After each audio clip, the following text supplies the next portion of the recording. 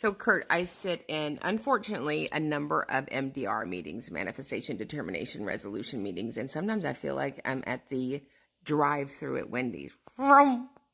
They're like the fastest IEP meeting, completely unprepared. And talk about predetermination. We got two questions, right? Was the action manifestation of the student's disability, and or was it a consequence of not implementing the IEP? The district says no. It's no, or it's yes. It's yes.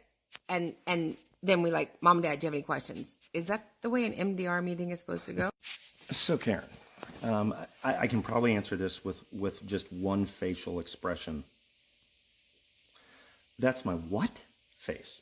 So one, I'm in a manifestation yesterday for a child with the eligibility of emotionally disturbed and ADHD. So what does that mean?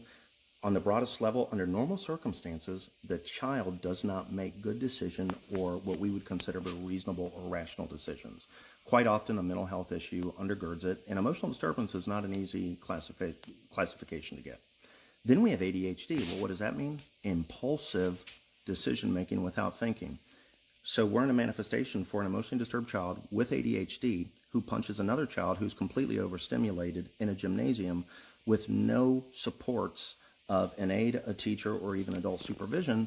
And the committee, after careful consideration, one, their first thing and their first approach is, we're going to skip question 1 for now. Let's go to question 2.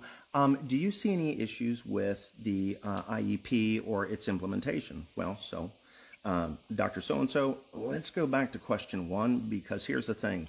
I don't want to have to eviscerate this IEP and pull out all of the violations that are in it if it's not necessary, because we can rebuild it together and not worry about the past. But if you're going to tell me, or you're going to recommend the attorney and the special ed director that this child who's emotionally disturbed with ADHD, and in the paperwork it says this child is prone to impulsive, aggressive actions, and you're going to say it's not a manifestation, then now on number 2, the answer is no, it was not implemented appropriately. And how do I know that? Because I've sat in 4 million IEPs and I know it hasn't been, and I know the evidence is going to be there. So one, don't manipulate it. That's not good behavior, good action, and it's not good faith. 2, people, seriously, when the evidence is sitting in front of you, just because you think the kid needs consequences and because you don't think a kid should get away with it, one, look at the paperwork, people. Emotional disturbance, not a manifestation of an impulsive behavior. That's crazy talk. And how could the parents not prove that in a court of law or due process or a state complaint?